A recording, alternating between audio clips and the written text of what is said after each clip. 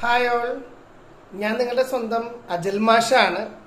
ഇന്ന് നമ്മൾ ചർച്ച ചെയ്യാൻ പോകുന്ന ഒരു കാര്യം, പ്ലസ് ടുവിൻ്റെ റിസൾട്ട് വന്നു അല്ലേ. അപ്പോൾ ഡിസ്ട്രിക്ട് വൈസ് ആയിട്ട് നമ്മൾ കൊല്ലം ജില്ലയിൽ ഉണ്ടായിട്ടുള്ള റിസൾട്ട് അനാലിസിസിനെ കുറിച്ചിട്ടാണ് ഇന്ന് നമ്മൾ ചർച്ച ചെയ്യാനായിട്ട് പോകുന്നത്. കൊല്ലം ജില്ലയിൽ ആകെ ഉണ്ടായിരുന്ന എക്സാം സെന്റേഴ്സ് എന്ന് പറയുന്നത് 118 പരീക്ഷാ കേന്ദ്രങ്ങളാണ് ഉണ്ടായിരുന്നത്. 25,892 25,892 സ്റ്റുഡൻസ് ആണ് പരീക്ഷ എഴുതിയത്. അതില് 20,150 സ്റ്റുഡൻസ് പാസ്സായി. അതായത് ഇതില് ഒരു വിഷമമുള്ള ഒരു കാര്യം എന്ന് വെച്ച് കഴിഞ്ഞാൽ ഒറ്റ സ്കൂളിനും എന്തുണ്ടായിട്ടില്ല, 100% വിജയം എന്ന് പറയുന്ന ഒരു കണ്ടീഷൻ ഉണ്ടായിട്ടില്ല. പ്ലസ് ടുവിന്റെ വിജയ ശതമാനം എന്ന് പറയുന്നത് 77.82% ആണ്. അതുപോലെ VHSE 78.10% ആണ്.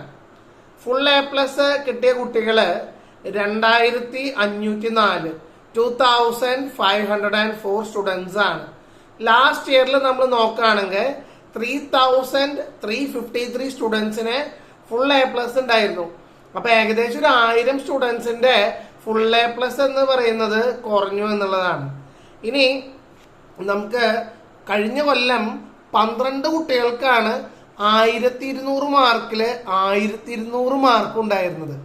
പക്ഷെ ഈ പ്രാവശ്യം നമ്മൾ നോക്കുകയാണെങ്കിൽ 2 കുട്ടികൾക്ക് മാത്രമാണ് എന്തുണ്ടായിട്ടുള്ളത്, 1,200 ഫുൾ മാർക്ക് കിട്ടിയിട്ടുള്ളത്. ഒന്നാമത്തെ സ്റ്റുഡന്റ് എന്ന് പറയുന്നത് സയൻസ് വിദ്യാർത്ഥിനിയാണ്, DS നീരജ എന്ന് പറയുന്ന കുട്ടി. കുഴിമതിക്കാട് GHSSലത്തെ സ്റ്റുഡന്റ് ആണ്, സയൻസ് ഗ്രൂപ്പ് സ്റ്റുഡന്റ് ആണ്. അതേപോലെ കരുനാഗപ്പള്ളി ബോയ്സിലത്തെ ഹ്യൂമാനിറ്റീസ് വിദ്യാർത്ഥിയായിട്ടുള്ള VR വിദ്യ എന്ന് പറയുന്ന കുട്ടി. ഈ 2 പെൺകുട്ടികൾക്കാണ് നമുക്ക് 1,200 1,200 മാർക്കും കിട്ടിയിട്ടുള്ള മിടുക്കി കുട്ടികൾ അല്ലെ. ഇനി അടുത്ത ഒരു രണ്ടാമത്തെ കാറ്റഗറി എന്ന് പറയുന്നത് ഓപ്പൺ സ്കൂളാണ്.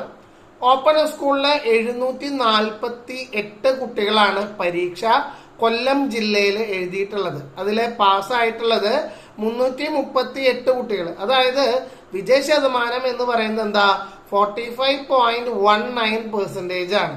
ഫുൾ A+ ഓപ്പൺ സ്കൂളിൽ 7 കുട്ടികൾക്ക് മാത്രമാണ് ലഭിച്ചത്. ഇനി മൂന്നാമത്തെ കാറ്റഗറിയിലേക്ക് പോവാണ് VHSE. VHSE എന്ന് പറയുമ്പോൾ കഴിഞ്ഞ കൊല്ലങ്ങളിൽ എന്തായിരുന്നു, 2nd 3rd പൊസിഷനാണ് കേരളത്തിലെ കൊല്ലം ജില്ലക്ക് കിട്ടിയെങ്കിൽ ഈ പ്രാവശ്യം അത് നമ്മൾ 5ാം സ്ഥാനത്തേക്ക് പോയി. 3,555 കുട്ടികളാണ് VHSEയില് പരീക്ഷ എഴുതിയത്. അതില് പാസ്സായത് 2,619 സ്റ്റുഡൻസ് പാസ്സായി. ഇനി VHSEയിലാണെന്ന് വെച്ച് കഴിഞ്ഞാൽ ഒരു VHSE സ്കൂളിന് 100% വിജയമുണ്ട്. മണക്കാല IGM VHSS സ്കൂളിനാണ് 100% വിജയം വന്നിട്ടുള്ളത്. അവിടെ നമ്മൾ 28 കുട്ടികളാണ് മഞ്ഞക്കാല IGM VHS സ്കൂളില് പരീക്ഷ എഴുതിയത്.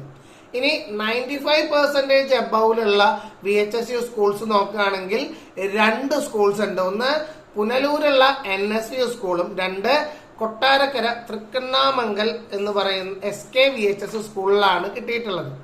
ഇനി നമ്മളുടെ ഈ ഫ്യൂച്ചർ പ്ലാൻസിനെ കുറിച്ച് ഇന്ന് പത്രത്തില് മനോഹരമായിട്ട് എഴുതിയിട്ടുള്ള കുറെ കാര്യങ്ങൾ ഉണ്ടായിരുന്നു. അതായത് നമ്മളുടെ 1,200 മാർക്ക് കിട്ടിയ വിദ്യ എന്ന് പറയുന്ന കൊച്ചുമിടുക്കി കുട്ടിയുടെ അച്ഛൻ കല്ലേലി ഭാഗം തെക്കേ തുപ്പാശ്ശേരിയിലെ P വിശ്വംഭരൻ എന്ന് പറയുന്ന സാറ് റീസർവേ അസിസ്റ്റന്റ് ഡയറക്ടറാണ് പത്തനംതിട്ടയിലത്തെ. അതേപോലെ അമ്മ S റസീദ മച്ചേഫഡ് പ്രൊജക്ട് ഡയറക്ടറാണ് നീണ്ടകരയിലത്തെ. അപ്പൊ ഈ കുട്ടിയുടെ അടുത്ത് ചോദിച്ചു കഴിഞ്ഞപ്പോ കുട്ടി പറഞ്ഞൊരു കാര്യമാണ്, ഞാൻ BA എക്കണോമിക്സ് എടുക്കാൻ പോവുകയാണ്.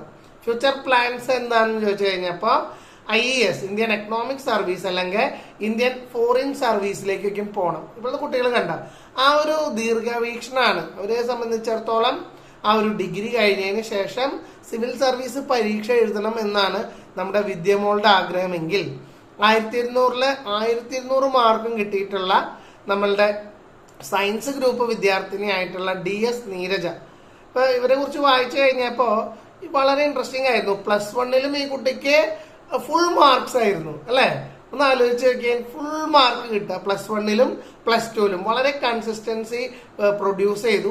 സയൻസ് ഗ്രൂപ്പ് പഠിച്ച കുട്ടിയാണെങ്കിലും കുട്ടിക്ക് താല്പര്യം ചാർട്ടേഡ് അക്കൗണ്ടന്റ് ആവാനാണ്. അപ്പോൾ റിട്ടയർഡ് ആരോഗ്യ വകുപ്പിലത്തെ സീനിയർ ക്ലർക്കായിട്ടുള്ള കെ വിശ്വനാഥൻ സാറിൻ്റെയും അതുപോലെ പുത്തൂർ ഗവൺമെന്റ് HSSലുള്ള GS ധന്യ മാഡത്തിൻ്റെയും മകളാണ് നീരജ.